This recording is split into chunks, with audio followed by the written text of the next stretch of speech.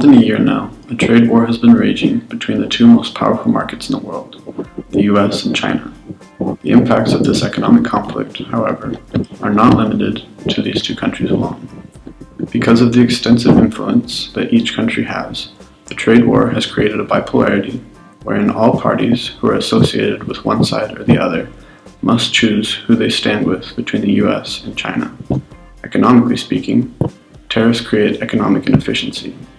In limiting free trade, those participating in the trade war are affected by this inefficiency, as well as those otherwise associated.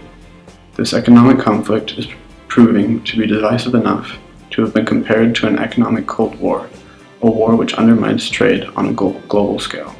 US President Donald Trump started the trade war by implementing tariffs on Chinese imports, to which China responded in kind. The US government cites several causes for initiating the trade war, including a growing trade deficit, the theft of intellectual property by applying pressure to companies so that they transfer technology and intellectual property, government-sponsored investment and/or acquisition of US companies and assets, and cybersecurity hacking, among other things.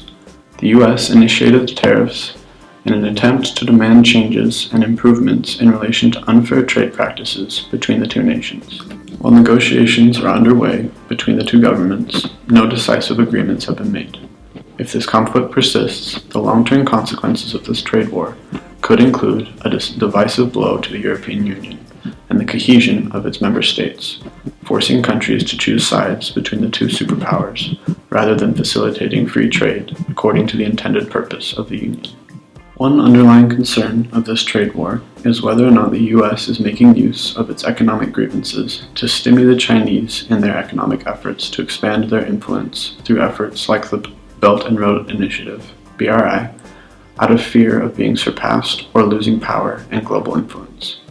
As members of the European Union, and thereby a deciding power capable of encouraging the US and China to seek an equitable solution to the present trade war, the member states of the European Union need to come together and stand united behind an open-minded solution that furthers the cause of free trade, economic stability, and greater economic independence, so that the protectionism and self-interest do not win out at the continued expense of the global free market and initiatives that drive international interconnectivity like the Chinese BRI and other infrastructural projects.